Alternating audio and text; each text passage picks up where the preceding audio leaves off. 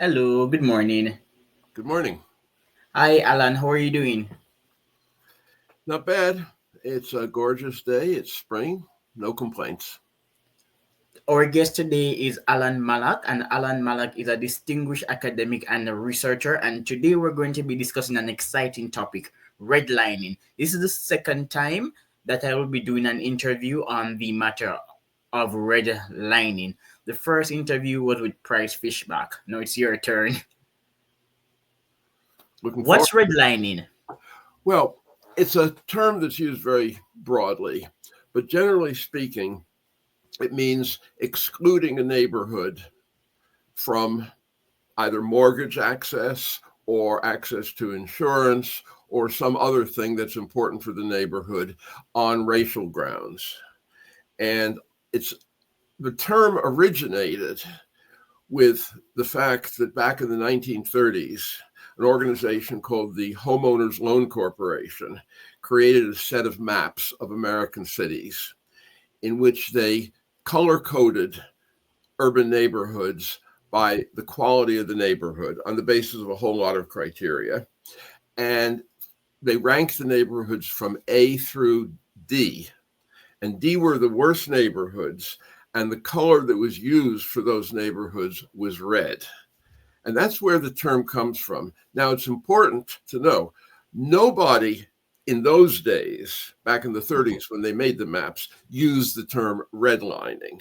It was a later term that was adopted really for the first time, I think in the 1960s, by activists in Chicago who were concerned about insurance agents basically drawing red lines around areas they wouldn't make insurance policies in. And so it then got applied retroactively to the maps that were done many years before. And what was the motivation for redlining? Was it because these communities were poor? Was it because of race? Because redlining as a concept is linked to race. Okay. Now, when you say what is the motivation, do you mean generally for redlining or specifically for those maps? Generally for redlining, and then specifically for those maps. Yeah. I think there are a couple of reasons. Clearly, race is a factor and a very significant factor. But a lot of it also had to do with housing quality, housing conditions, environmental conditions. So it had to do with a lot of things that made either lenders or insurance brokers reluctant to put money into particular areas.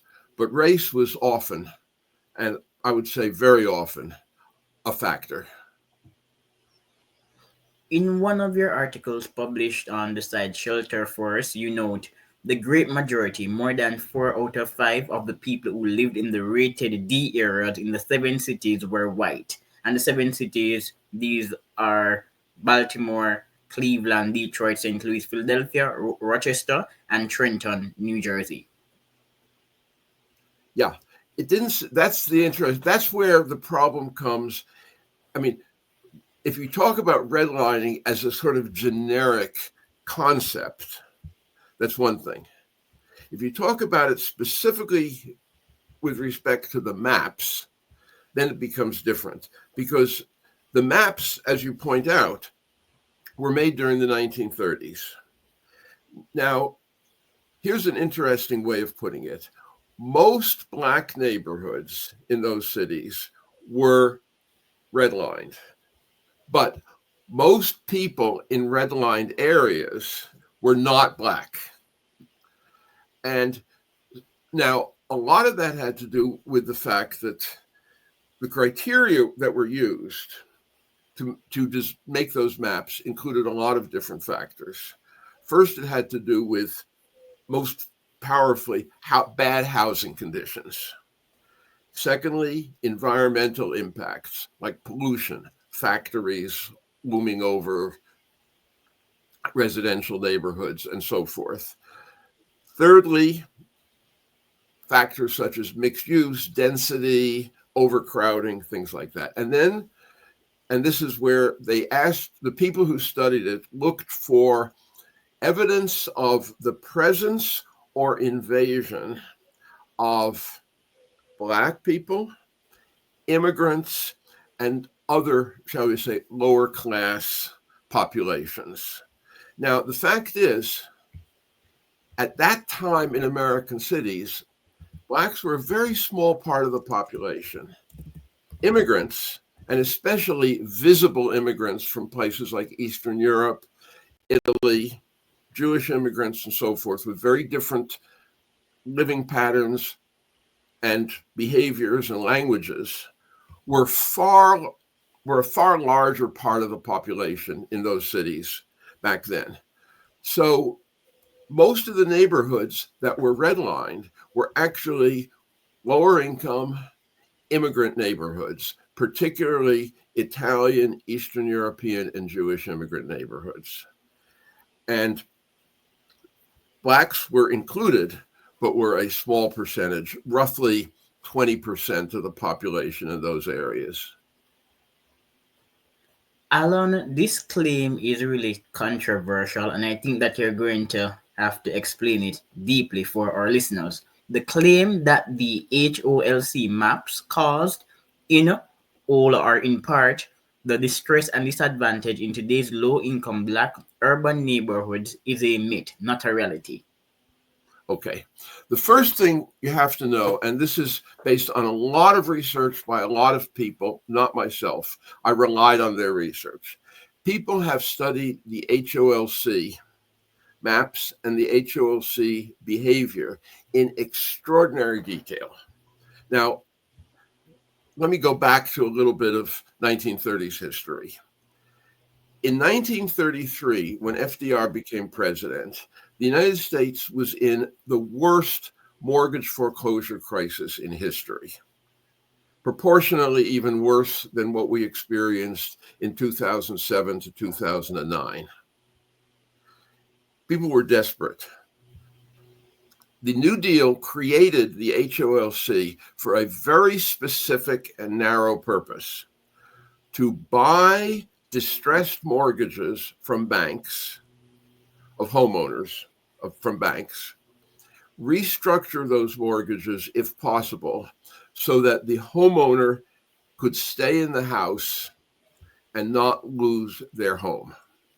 And the law set up the Homeowners Loan Corporation for that sole purpose and gave them the power to make new mortgages by borrowing money directly from the US Treasury for 3 years, starting in the summer of 1933. So that's what they did. And now, what's fascinating about that is between 1933 and 1936, they made new mortgages for 1 million homeowners, which was 1 out of every 5 urban homeowners, urban or suburban homeowners in the United States, which is amazing.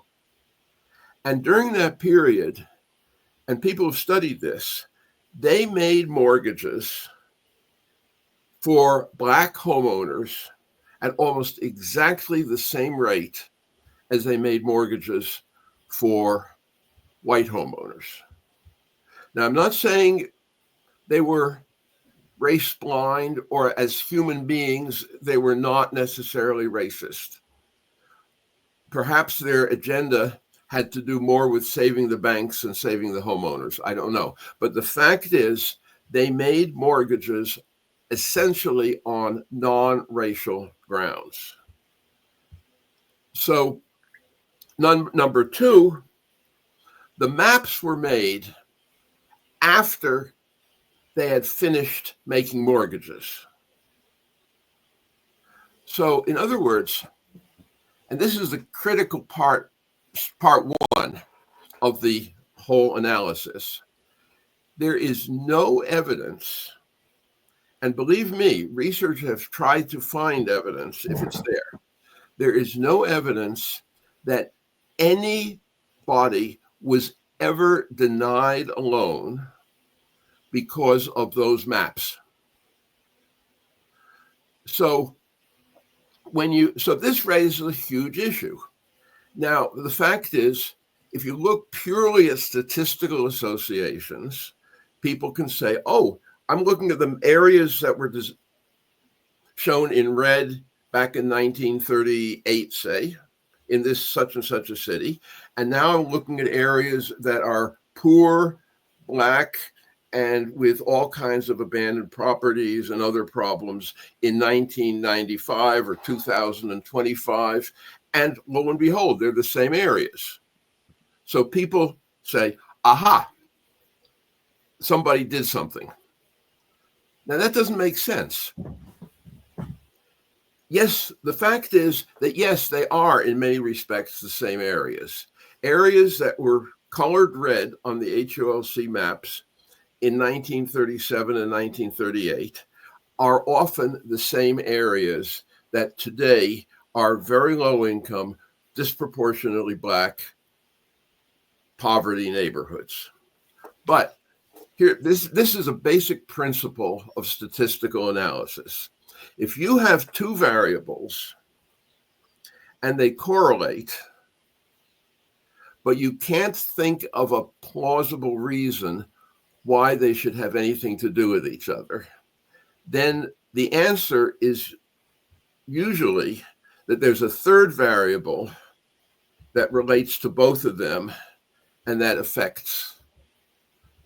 is causing the association. Because again, the fact that two variables are associated with each other doesn't mean that one caused the other. It doesn't mean anything, in fact, unless you can identify a causal relationship. So here's the problem.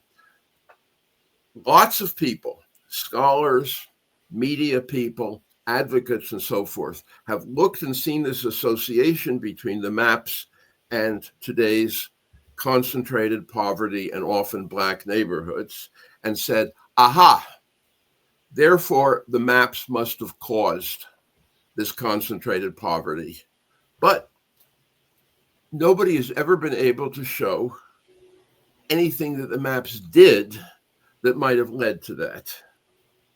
But until my research, one of the problems was that even though people had studied the maps in detail and had found that they, in fact, did not lead to any change in mortgage credit or anything else, nobody had looked for that missing third variable that connects the two. And what I tried to do was say, okay, what actually happened that led to this association? And what happened? Okay, this is interesting because the maps were made at a really critical point in history. This was 1937, 1938, 1939. The period, the end of the Great Depression, before the Second Great Migration, and what is known loosely as white flight. And what happened between 1940 and 1980 in American cities is incredibly important. During that period, roughly 5 million Black people from the South moved into northern cities.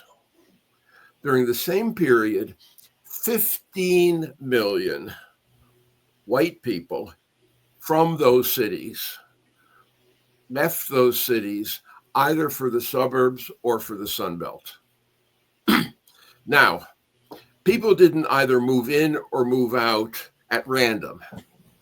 What happened?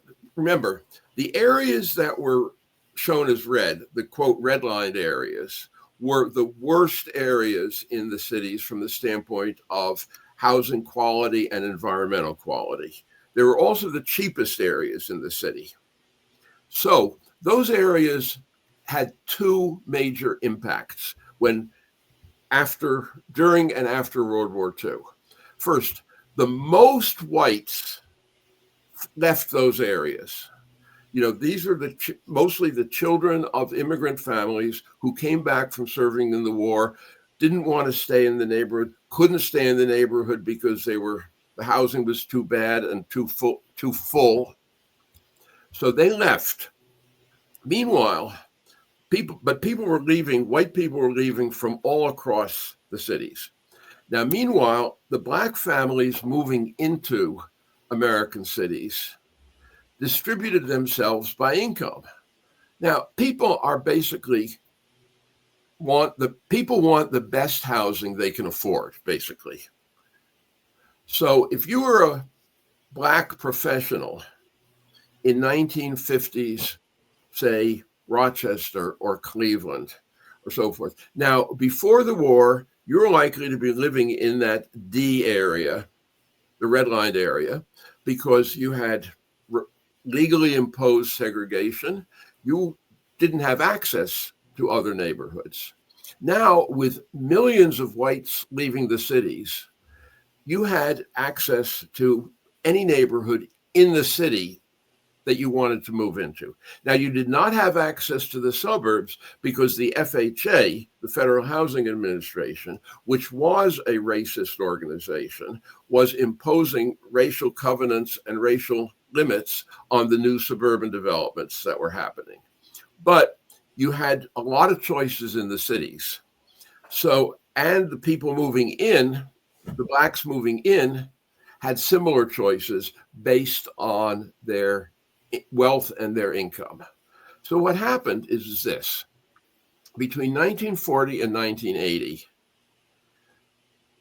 middle class and affluent blacks who had lived before the war in the D or redlined areas moved out of them, moved into better quality neighborhoods in the same cities. As black families moved into the cities from the South, the poorest ones moved into the D areas, but the ones who could afford better housing moved into the C, B, or A areas. So you ended up getting, and meanwhile, millions of whites were leaving, especially in the D areas. So, for example, in Detroit, between 1940 and 1980, 9 whites left the D areas for every 1 black who moved in. So what you were getting was a sort of before World War II, blacks in American cities were racially segregated, but economically integrated.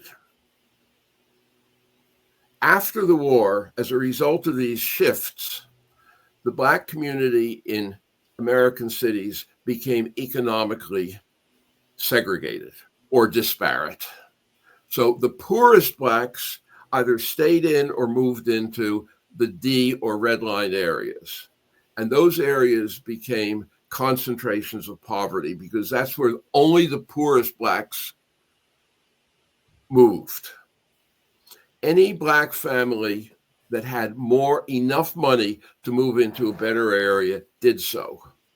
So what I did as part of my analysis, I looked at the incomes of black families in the different areas, D, C, B, and A, in these cities, and found in many cases, the average income of the black families moving into the B areas, for example, was 2 or 3 times as much as that of the families moving into the D areas. Also, the families moving into the C and especially the A and B areas became homeowners because before the war, hardly any black families in cities were able to buy a home. But after the war, a lot did. And in fact, the homeownership rate for black families in these cities went from only 10% before the war to almost 50% by the 1970s. And again, that was economically segregated. The blacks who moved into the D areas became renters because they couldn't afford to become homeowners. The blacks who moved into the A and B areas became homeowners because they could afford it and because those areas had high quality single family houses. So what you got was this process of disparate migration combined with the economic segregation of the Black population led to a process by which only the poorest Black families moved into the areas that had been redlined, while the great majority of white families moved out of those areas. And so that was the process that turned the redlined areas into areas of concentrated Black poverty. And that took place basically over the period from the 1940s through the 1970s. And one other thing about it was, again, all of these changes only took place inside the central cities because racial discrimination and racist practices were still affecting Black people's ability to move to the suburbs until, say, the late 60s or 70s. Alan, what caused white flight? A lot of things. And by the way, I just should mention, it's it's it's very interesting. A lot of people have studied the Great Migration, and rightly so, because it's an incredibly important phenomenon in American history. But very few people have studied white flight systematically, even though it's also a very important phenomenon. We may not approve of it philosophically, but it was tremendously important. 15 million people left American cities during a relatively short period of time. So the first thing you've got to know, okay, white flight was racial, but it was not just racial. Okay. Okay, the first thing is that you have to put yourself in the mind of where America's cities were at in the late 1940s. Now, at that point, the cities had received incredibly little investment for over 15 years because first where there was the Great Depression, and then during World War II, the entire economy was restructured for the war effort. And meanwhile, a huge percentage of young American men were drafted and served in the military. I think perhaps as many as half of all of the American men in their 20s, maybe more, served in the military during World War II. So at the end of the war, what you had was first you had this huge mass of young people coming home, wanting to start families in cities which had seen virtually no investment for over 15 years. And the cities, housing conditions in the cities were terrible. There was extraordinary overcrowding. If you look, there was virtually zero vacancies. And if you go back to the real estate ads and the classifieds, and you'll see they were full of ads from people who would put ads in the paper begging for an apartment, saying, I am a veteran, I am married, I have a baby, I can't find a place to live. Please, can anybody help me? So it was a desperate situation. And then, of course, starting in the late 40s, sort of the massive suburbanization started. You had Levittown and other things. And people took advantage of that. So that was the beginning of white flight, was less racial than a response to housing shortage and a desire for a decent life and this huge pressure from millions of veterans trying to start families. And it was white. And so that was flight. The reason it was white flight, again, was because these new suburban developments were, for all practical purposes, all white. Blacks, if they had not been, you probably would have seen more black flight as well as white flight. But you didn't because of the racial restrictions.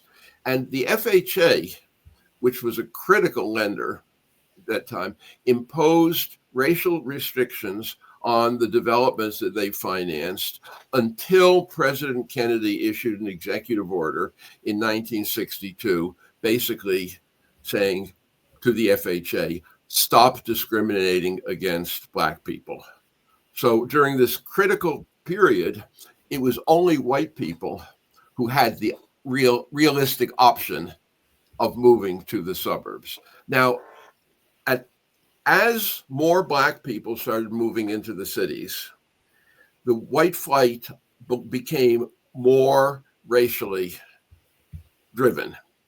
And what you had, and you saw this in lots of cities, you had a lot of very unscrupulous realtors and other people going around promoting people, encouraging people to leave, trying to buy their houses, and saying, you'd better move because Black people are moving into your neighborhood and that kind of thing. So there's no question there was a lot of that going on. And as I said, as time passed, white flight became more racially driven than at the beginning. Starting out, it was a matter more of housing shortage, because it was really before the migration had really reached its levels. But it did become racially driven. And so, which is, I think, one of the reasons why we tend not to study it, because, it's embarrassing. It doesn't make us look good as a people, kind of. So, but I think it's a complicated phenomenon, and it's a very important phenomenon. But I agree. There have not been serious analyses of white flight. The literature is really anecdotal. So I can tell you that there are several studies on redlining, but I can't name a big study on white flight other than a new study showing that white people leave the environment when Asians move in because Asians make it more competitive. Yeah. There have been a few pieces. There's an economist at Princeton named, I think it's Laura Bustan, who has done some good articles on white flight. And there is some interesting research, again, that there seems to be a continuation of the process, as in many urban areas, many inner suburbs today have become predominantly Black. You see that, for example, Southfield, which is a very large suburban township outside Detroit, is now, I think, about 70% Black, and large parts of Baltimore County and so forth. So there is some evidence that there still is sort of, you might call it second order white flight going on, where people move from the inner suburbs now to the outer suburbs. There are a lot of differences, though. One thing that's interesting is that it's clear that the comfort level, you might say, of white people to live in racially integrated communities is certainly much higher today than it was back in the 1950s. So if a neighborhood, say, is perhaps 30 or 40% Black, that will not significantly affect white people's decisions about whether to move in or stay in that neighborhood, most white people. But if a neighborhood becomes 70 or 80% Black, then it clearly does affect white people's decisions. Again, most, there are always exceptions. Yes. And is it always driven by racism? Always is a big word. Yes. Clearly, racism is a significant factor. There are other factors. There's a very interesting book by a brilliant sociologist named Rachel Waldoff called White Flight, Black Flight. And she describes what you might call a two-step transformation of a neighborhood in Philadelphia, which went from being essentially a white middle-class neighborhood to a black middle class neighborhood, and then over time declined economically and socially without changing racially. So, and then of course, middle class black families started to flee because of the social changes taking place in the neighborhood. So it's these things. This is one thing that I keep talking about, and some people get it, some people don't. All complex social phenomena are complex. There always are many different things going on. And so while, yes, it's about race, it's not necessarily only about race. And that's, to me, that's a critical point. Race, racial factors and the perception of racial differences is, I would say, almost hardwired in American culture and American society. So it affects almost everything. But at the same time, there are always a lot of other things going on, economic factors, social factors, and so forth. And those also affect these things. So you really can't, it's very hard to just sort of single out this is just about race. It is about race, but it's not just about race. What's blockbusting? Blockbusting is the term that was coined to describe the efforts by sort of unscrupulous speculators, realtors, other people to try to profit from the combination of white flight and black in migration. Because a lot of people, let me see how to put this exactly. As these cities change, and we're looking primarily the 1950s, I think, at the biggest period of this. As the cities changed, with white people leaving, black people moving in, there was a lot of what you might call latent fear on the part of, in many white neighborhoods. Fear, you might call it fear of change, latent fear of change. So what these people were doing, what blockbusting was doing, was basically exploiting this latent fear of change and turning it into actual flight. So people would go around and say, "Do you know that a black man moved in 3 doors down the street?" Or whatever, and basically try to take people's concern and blow it up so that people would actually act on it, and then, and this is where the why they were doing it, not just for philosophical reasons, because then they were trying to get these people to into a state, enough of a state of fear that they would be willing to sell their house cheaply. And then once the speculator had bought the house from this white family, they would then turn around, because there were, after all, as I said, there were all of these black families moving in, looking for better housing conditions, better neighborhoods, and then resell it to a black family who wanted to become a homeowner in a better neighborhood at an elevated price. So basically, they were using fear as a tool to profiteer. And that's what blockbusting basically was. Were any of these people black? One researcher, she has done some research on Caribbean real estate, homeowners and real estate developers who were involved in blockbusting.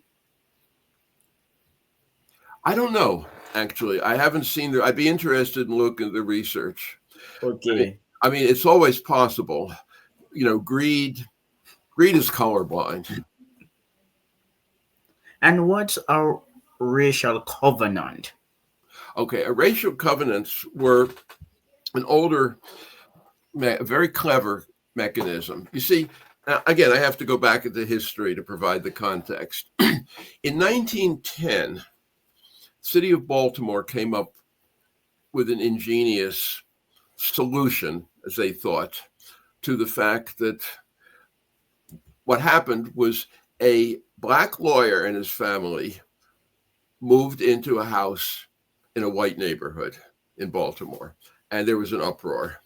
And the city saw this as a problem. So it came up with the idea of racial zoning. So they basically passed a law that said no black family is allowed to move into any neighborhood that is not already 50% or more black. They also added that no white family is allowed to move into a neighborhood that is not 50% or more white. But obviously, that wasn't an issue. That was more a fig leaf to pretend they were being colorblind. But so this was racial zoning, and other cities picked it up, and it became very popular briefly. But in 1917, the US Supreme Court threw it out as being illegal, not because the Supreme Court cared about race, but they saw this as a violation of the property rights of property owners to sell to whomever they wanted to. So that was that for racial zoning. But people were looking for a substitute, and they came up with the idea of racial covenants. Now, a covenant is actually in itself, it's a neutral term. A covenant simply means something that is added to a deed of sale that governs the behavior of the buyer. So, for example, let's say you want to make sure that you're selling a property that has a lot of beautiful trees on it, and you don't want the new buyer to cut down the trees. So you put into the deed, the buyer agrees that he will not cut down these trees. That's a covenant. So that's neutral. But what they did was they came up with these racial covenants, which they added language to the deed of sale for houses, which said the buyer agrees that they will not sell this house to anybody of the following description. And what that usually meant black, it often meant Jewish, it might have meant Arab, it meant whatever the person wrote into it. But it was almost whatever the numbers, it was almost always included black people. So starting around 1919, 1920, we started to see one after another, more and more houses being sold, especially new houses that were being built with these racial covenants, where the buyer was agreeing that they would not sell that house to a black person, and in many cases, a Jewish person or other groups. So that was racial covenants. And it's estimated, obviously, nobody can come up with an exact amount, but I would estimate, based on the limited research I've done, that between 1920 and 1940, say, somewhere between 2/3 or more of all of the new houses that were built in the United States had racial covenants attached to the deed of sale. And so that was a tool that was used basically to prevent black people from moving into white neighborhoods for pretty much the entire interwar period. Now, in 1948, in a case called Shelley versus Kramer, the Supreme Court ruled that those covenants could not be legally enforced. In other words, they didn't say you can't write it in the deed. And in fact, but nobody did it after that point, because there wouldn't have been any point to it, because basically the Supreme Court said that the language is meaningless. It cannot be enforced. You cannot use that as a way of penalizing somebody for selling their house to a black family. Alan, should we get rid of zoning? Yes and no. Okay. Okay, We should explain. not get rid of it. but we've let zoning turn into a monster in this country. In other words, there are certainly some reasonable uses for zoning. zoning, in many communities, zoning started back in the beginning years of the 20th century as a way of trying to keep noxious industrial uses away from residential areas. And, you can't argue too much with that. And I think you could make an argument that areas that are maybe for that's certainly areas that have few services, narrow streets, country roads, don't have sewers, what have you, should be zoned for lower densities than areas that have sewers or areas that are needed transit and so forth. But so some ways of regulating land use to separate certain things is probably a good idea. But what we've done is we've turned it into a monster in a number of ways. The first thing we've done, which just works against the way sort of normal people, I think, like to live and work and so forth, is we've created this idea of huge exclusive use districts. So you have huge areas of cities and towns, suburban towns in the United States, where you're only allowed to build residential houses or single family houses. And which means, of course, that everything you've got to do by car, which is insane. And for example, in a lot of other countries, which do have zoning, but they allow, for example, small businesses and offices and so forth to be intermingled with housing in neighborhoods so that people can walk to this. Another thing is this exclusive single family zoning. And again, a lot of this had to do with social desires, people wanting to create neighborhoods that would be exclusively at a certain economic level and to protect their property values. And it works against meeting people's housing needs. It slows down housing production. It creates, again, these monocultures of single family houses, which don't necessarily reflect the fact that household sizes are shifting, household types are shifting. American families today are much smaller than they were, say, 50 or 75 years ago. I was just about to ask you that question, but we didn't plan to initiate that discussion. But is density shaping fertility rates? That's what I want to know. That's an interesting debate these days. I think, not in the micro scale. I think fertility rates are a really interesting subject. And I've spent a lot of time researching this question lately, and I've been writing about it, and I plan to write some blogs about it over the next month or two. Is fertility rates are driven by a cluster of factors. And the key there are four key factors that seem to drive fertility rates. Prosperity. The more the more things you can do, the more things you can get, and so forth. Secondly, urbanization is very powerful. In fact, if you think about a rural society, lots of kids are an asset. In an urban society, they become a cost. Yes. Third is kind of obviously access to contraception.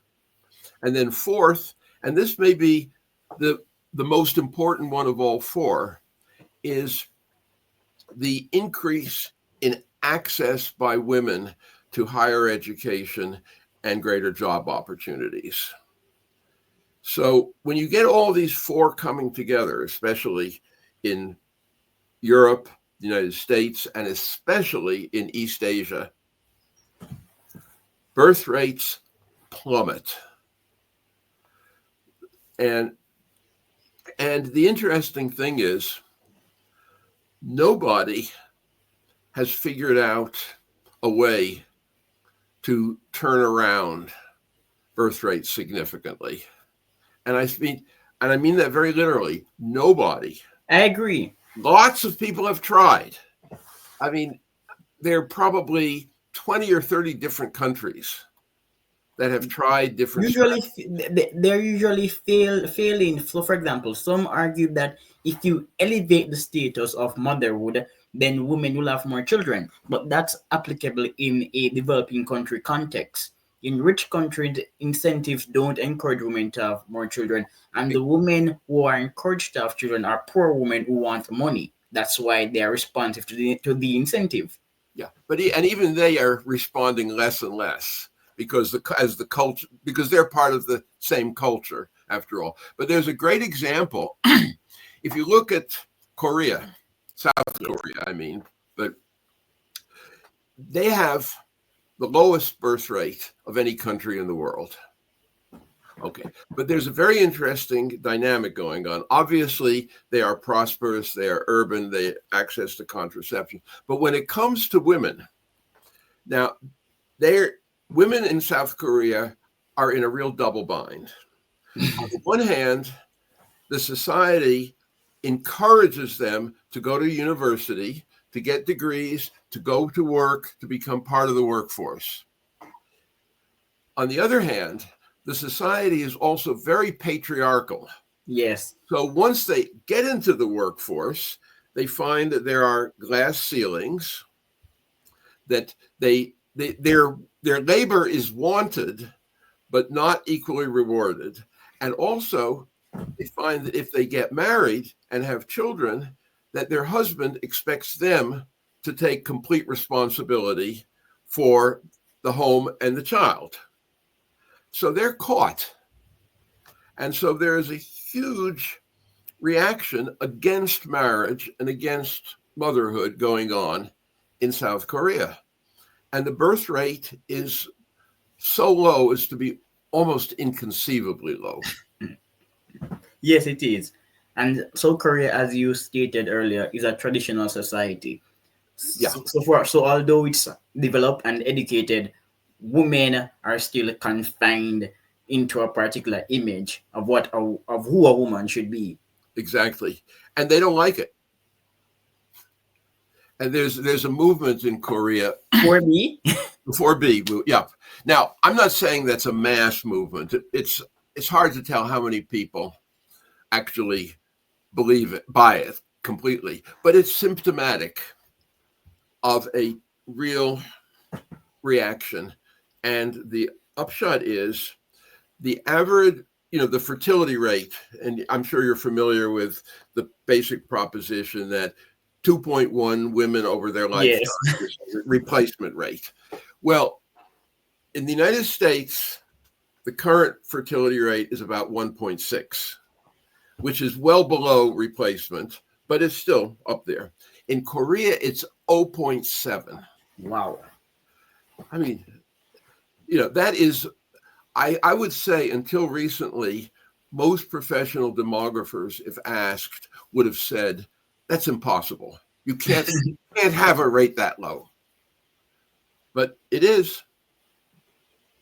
0.7, and it doesn't it will not change because Korea is an unusual society. Many of the men in Korea are not only traditional, but some of them have adopted the incel mentality. So it's hard for them to get women. And in Japan, there's the concept of the herbivore man. So in East Asia, there are many men who stay home and they don't socialize with women. They play video games and they will never reproduce. Yeah. It's this is what is I find so fascinating about this subject. It is not just that fertility rates generally are going down, which is true and which is important, but the differences. So why is it, and to try to understand why it is that in East Asia they have gone down so much more than say in Western Europe or the Exactly. United States. And because the same is true in China, Singapore, Taiwan, very similar patterns. And then if you look at the Northwestern Europe, Sweden, Germany, France, Denmark, again, very similar patterns. And Southern Europe, has a different set of patterns. So for where if you look, the average fertility rates in Northern Europe and North Atlantic countries are typically around 1.5 to 1.7, maybe 1.8. The typical fertility rates in Southern Europe are around 1.1 to 1.3. That's Greece, Italy, Spain, Portugal. And then in East Asia, from zero point 0.7 to maybe 1.1 or 1.2. They're clearly very different patterns. And I would think what we really need, and I'm trying to look at this issue conceptually at this point, but we need really much more in-depth analysis. Why, not only why are birth rates going down, but why are we having these very different patterns within three different geographic parts of the global north? To me, it's utterly fascinating. But there's always Africa. Africa is but you start out with a proposition that Africa is in a very different place than Europe on all four of those indicators. It's still more rural. It's still more poor. Well, access to contraception is generally available, but not often that easily. And then finally, in most sub-Saharan African countries, women are still expected, for the most part, to play traditional Yes. roles as wives, mothers, and so forth. So Africa is really in a very different place on the sort of what you might think is the structural factors affecting fertility rates. But even so, fertility rates in Africa are going down. And for example, in South Africa, which is probably the most urbanized sub-Saharan African country, they're getting very close to replacement. It's now, I think, in South Africa, I think is now about 2.3 or 2.4. Do you know what you should do? You should study Jamaica.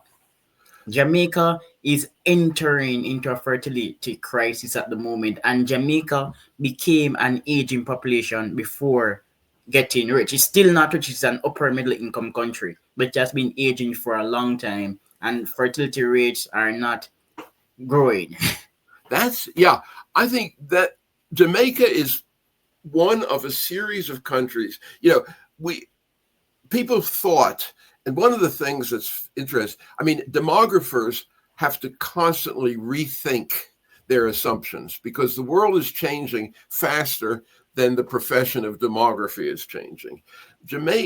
We had thought, people had thought that declining fertility rates were a function of being a developed, wealthy nation. Now what's happened? Jamaica, Thailand, China, Vietnam, Bangladesh, a lot of countries in sort of the middle income or upper middle income band are starting to see the same phenomena happen. And I think Jamaica is a little bit ahead of the curve, even Exactly. relative to countries like Thailand and Vietnam in terms of aging. And I don't remember exactly. I think their population is starting to decline, I think. Jamaica's population is over 2.7 million, and it has been like that for a long time. Maybe yeah, the population is not expanding. Yeah. We're reporting fewer births. There's even a new article in the Jamaican Gleaner saying people are not having babies because when you compare the numbers are just declining. Yeah. Yeah. This is one of the things that is, to me, fascinating is we can now look at global trends. Averaging out Europe, Africa, South America, Caribbean, and so forth, and see that the most probable scenarios are that the world population is going to level off and start to decline probably in about 50 years, which is not that long. And then once it starts to decline, it's going to continue. And I don't think people have even begun to think seriously about the implications of global population decline.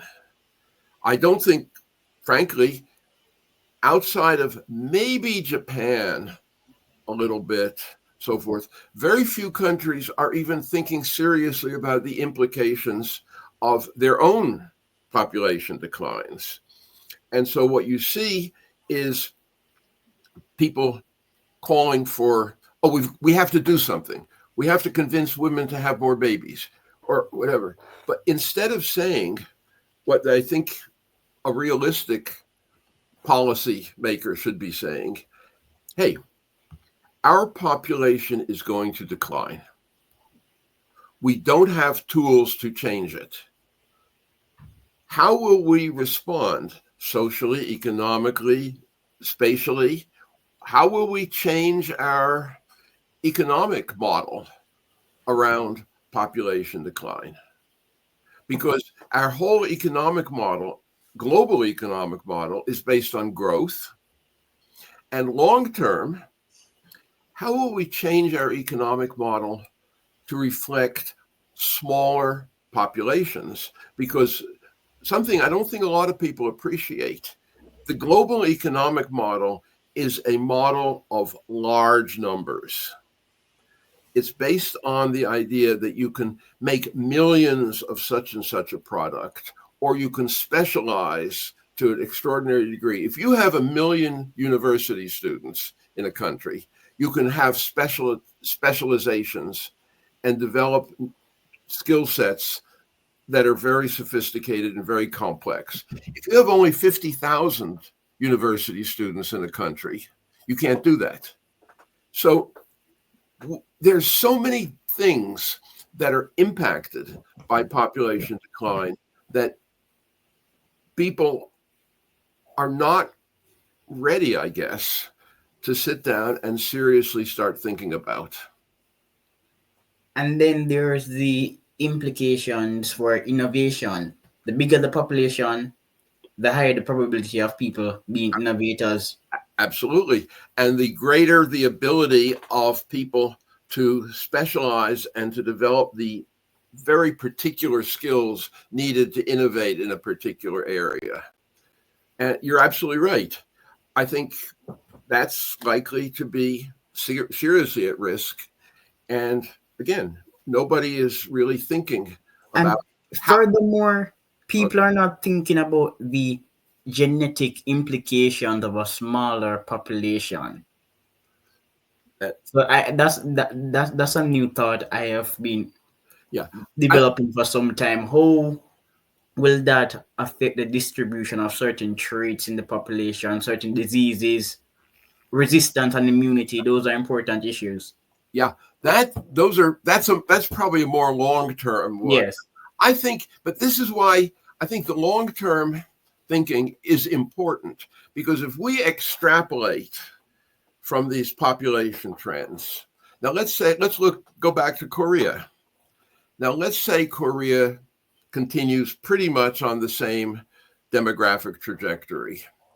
By 2100, which is, after all, that's 75 years away. It's more than most people's lifetimes, but it's still not that far away. Today, Korea has 52 million people. In 2100, Korea will have 20 million people. Of those 20 million people, over 40% will be over 65. Now, just think about the implications of having only 40% of the population and having a population with such a large older community and so few children. Even if people work until they're 70, 80, at one point, they will retire. Exactly. Because you will not have, they will of those people, there will probably be 15 to 20% of the population who will be over 80. And they will retire. There are fewer working people. There are fewer young people. Fewer people going. They'll have to close most of the universities because there won't be enough students. Small cities in Korea, since probably, I'm speculating, but people will continue to move to the Seoul area. Small cities in Korea will basically become ghost towns. Yes. And and how will they maintain, the standard of living that they have become used to? I don't know that it's possible. And then And what are old people going to do? Because many of them are not having children. it's no, this is such a huge, complicated, and nasty. Yeah, It, because people in, I guess, in your age group, people knew their grandparents. I know my grandparents, but today we have a generation of people who don't know their grandparents, or a generation of old people with children with no grandparents. Sorry, no grandchildren, no grandnephews, because their siblings have no grandchildren. yeah, it's the whole question of. I mean, again, Japan is probably, I think, the only country in the world where I think they're actually trying to look at these issues. They haven't solved them, they haven't come up with good solutions, but they're at least talking about them. And this whole question of social isolation, of, again, think about millions of older people my age, without children, without grandchildren, without extended families to be connected to. Japan, you've probably read this. There's, again, the whole phenomenon of what they call lonely deaths, Yes. is older people dying in their homes with nobody knowing about it because, again, they don't have connections, those kind of connections. They don't have a son or a daughter who calls them every Sunday and says, "Mama, how are you doing?" You could just go on and on. Exactly. There, And I doubt that Chat GPT will replace all relationships, because clearly there are going to be people who are not interested in having a Chat GPT husband or wife. exactly. Now, it's funny, in Japan, they're experimenting quite a bit with robot, I don't know, help in elder care. Yes, I'm familiar with that literature. Yeah. Now, I don't blame them. And of course, there you have the other problem, at least for the next, let's say, 30 to 50 years, there will be some countries in the world that will have a demographic surplus. Africa, most notably Africa, but also parts of Latin America, parts of the Middle East, and so forth. And so, while immigration is not a long term solution to this issue, it is an important short term. Immigrants age, and second generation immigrants, they're not reproductive, so we can't rely on immigrants. Yeah, no, well, I'm saying And it's a then short some countries in the Islamic world, like Saudi Arabia, they're getting richer. Their women are no more modernized. Many of them don't want children. yeah, that's what I'm saying. For the short term, it can help address some of these issues. But as you say, it's not a long term solution. But in countries like Japan and Korea, and they're not even comfortable with more than a very low level of immigration. Though Korea Yeah. is the thinking in Korea is starting to change, I think, about immigration. But of course, the countries, this is where you get, I guess, it's sort of racial and ethnocentric thinking. The countries that East Asian countries are more comfortable accepting immigrants from, like Vietnam, Yes, I was just about to say Vietnam. so forth, are also starting to see their population level off. So, I mean, this issue, and one thing that just I find really troubling is there are a lot of people sort of on the environmental world who look at Crazy and people. say, "Oh, this is wonderful. There'll be fewer people." No. No, it's not wonderful. It is going to be, you know, there certainly are arguments that we should not continue to grow indefinitely, that we are using resources too unsustainably and so forth.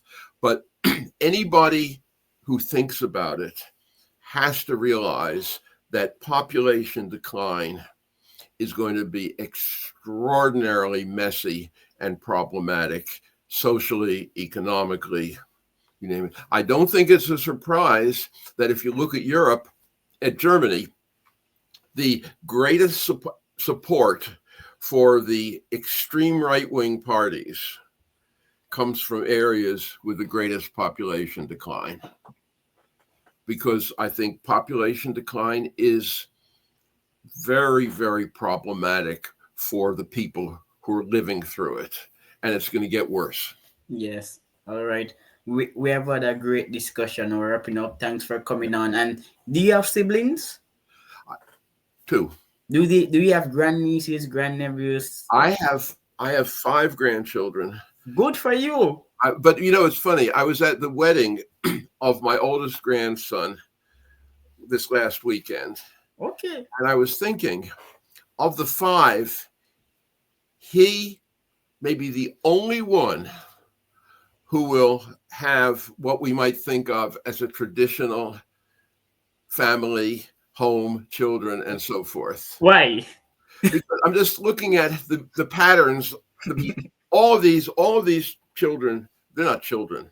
All of these young people are in their 20s now. Yes. And I've been watching how their lifestyles and behaviors and so forth have been evolving. And I think of the others, I look at them and I say, I don't know that any of the other 4 will end up having any children. Now they might.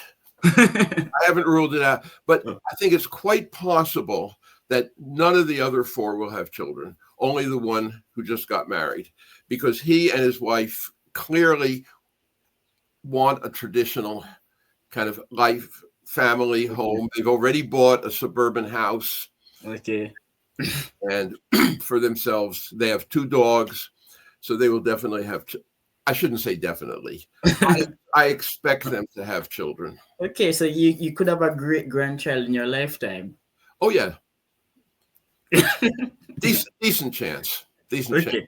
Okay. So you're going to be one of the lucky academics then.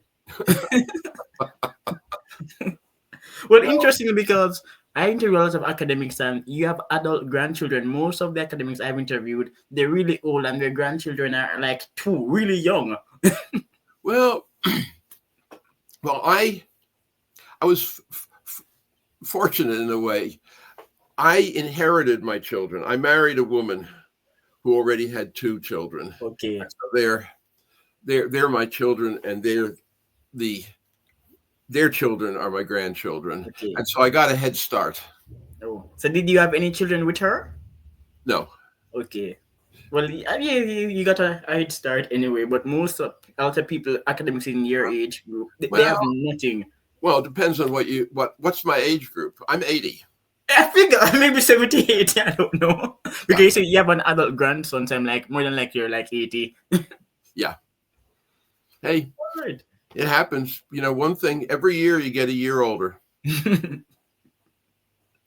All right. So again, bye. Thanks for coming on. Yeah. Hey, one quick question. Okay. Are you a pianist? No, I don't play the piano. This is a fake background. Okay. It's a very good fake background. Yes. Because I don't detect much distortion at all. Yeah, people. It makes me look rich. Well, more power to you. Yeah, all right. Okay. So see you, bye.